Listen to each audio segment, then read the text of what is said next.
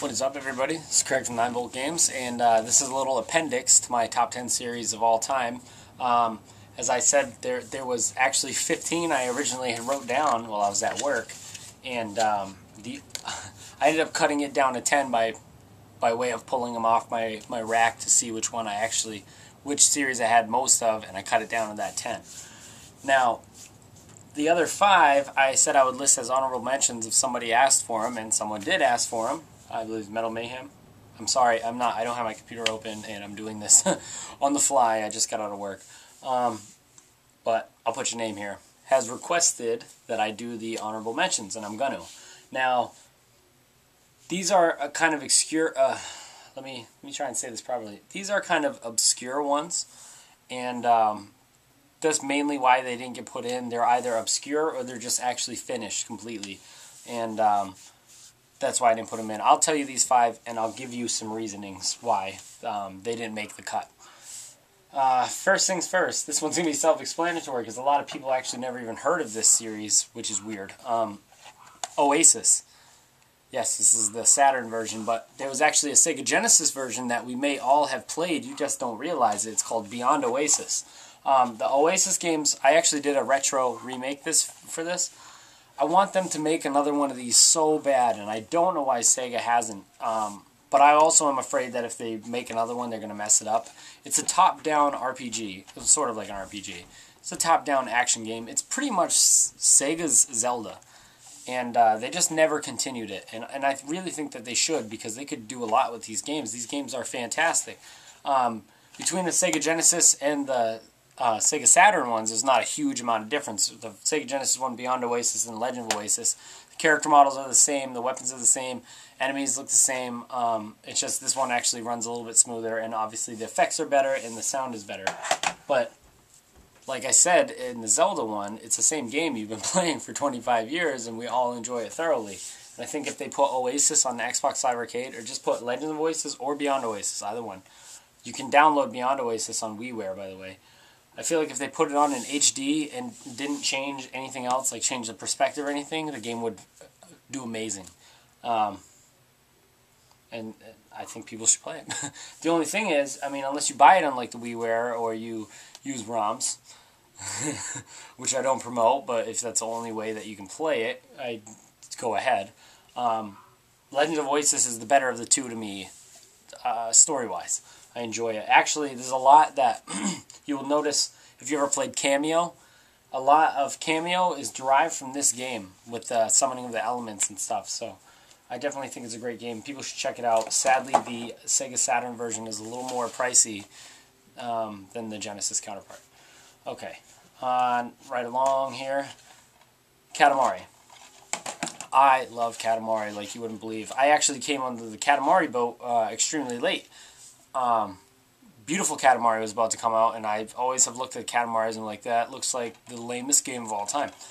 And my friend Justin actually had We Love Katamari and Katamari Damacy, so he let me borrow Katamari Damacy, and I beat the crap out of it and instantly fell in love with the series. I know there's a new one coming out for the PS Vita, whatever.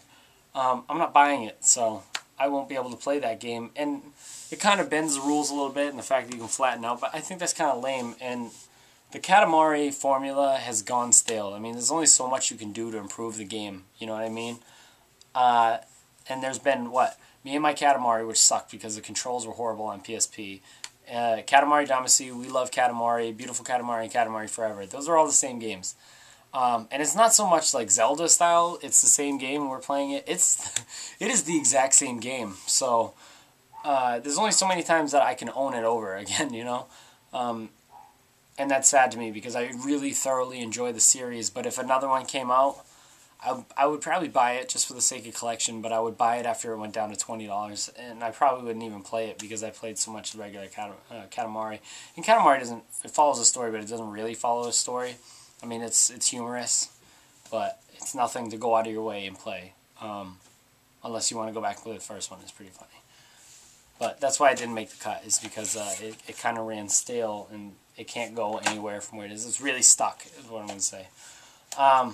Mega Man. Mega Man was so close to making the cut. So close, because all, Mega Man 1 through 10 and the X games are so good. And Legends is good too. And it almost made the list because of how bummed I was that Mega Man Legends for the 3DS wasn't going to come out. And then I realized that along with Mega Man comes a lot of shovelware. There's a lot of crap Mega Man games out there, and that's, I think, what really took it down for me is the fact that, like I said in the top 10, I would drop anything I was playing to play the games that have come out for those top 10. And Mega Man, not so much. It would have to be a 2D Mega Man or a Mega Man X. And even that, they re-released Mega Man X, I believe, on the iPhones. And people are like, what is this shit? Like, you know, so it kind of bummed me out. But Mega Man was good. The 2D Mega Mans were great. I even liked the one that was on GameCube. Battle Network or Network Transmission? I think it's Network Transmission. It was very good, whatever one was on the GameCube.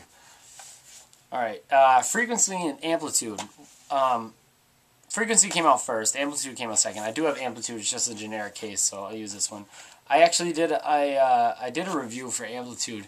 These are the precursors to Guitar Hero, and a lot of you are going to say, no, the Konami, Beatmaster games, all that crap, those are the precursors. No, these are, because of Harmonix, is the ones that made, Harmonix made Frequency, Harmonix made Amplitude, and then they went on to make Guitar Hero, and then they ended up doing Guitar Hero 2, and then they split with Red Octane, and Harmonix ended up making, Rock Band and so on. I don't really like those games that much, so that's why this didn't make it in there. Frequency and Amplitude are two of the best music games ever created, and I think it's the fact that you use the controller, and it takes a lot of speed with one hand, and a lot of speed with the other hand. And it's great. I don't like the whole plastic instruments crap, so it's good. It's a double-edged sword. This is the most excellent music game ever made, this and Amplitude. I actually prefer Amplitude more. However, it led to some of the most hoard-out music games ever made, so that's the reason that didn't make it on the list. And this one, people are going to be like, "Why isn't this on your list?" If it was in the, if it was in the 5. Well, Ico and Shadow of the Colossus. The Ico saga is great. Don't get me wrong. I absolutely loved Ico. I absolutely love Shadow of the Colossus. I beat both games multiple times, and I still went out and bought the HD collection, and I don't even have a 3D TV. I know that was the draw of most people buying it, was the 3D TV, or the 3D settings. Screw that. I just want to play them again in HD, get some K2, and then play some Shadow of the Colossus, and then get tweaked out on Colossus 16, and then not finish it. Yeah. Yeah. It's great, and obviously I can't wait for Trico, which obviously is Last Guardian. Why didn't it make the list? Oh, I'm scared for the series. The creator is leaving Sony. He's done. He's done, but his contractual obligation is for Last Guardian. Once Last Guardian comes out, he is done, and I'm scared for the series after that, because I was hoping that Ico was just going to be a trilogy. But I have a feeling that Last Guardian is going to sell so well that they're going to abuse it, much like they did Mega Man, like Capcom did Mega Man after. And I'm very scared for the series. So maybe if I do another one of these by the time we're in the PlayStation 4 era and see where they go without the original creator, then maybe it'll wedge its way in and knock one of the other 10 out. But up until now, I'm just scared for the series. And if you're a fan of the Ico series, you'd probably be scared for it too. But, yeah, those are the 5 that almost made it. Thank you for watching.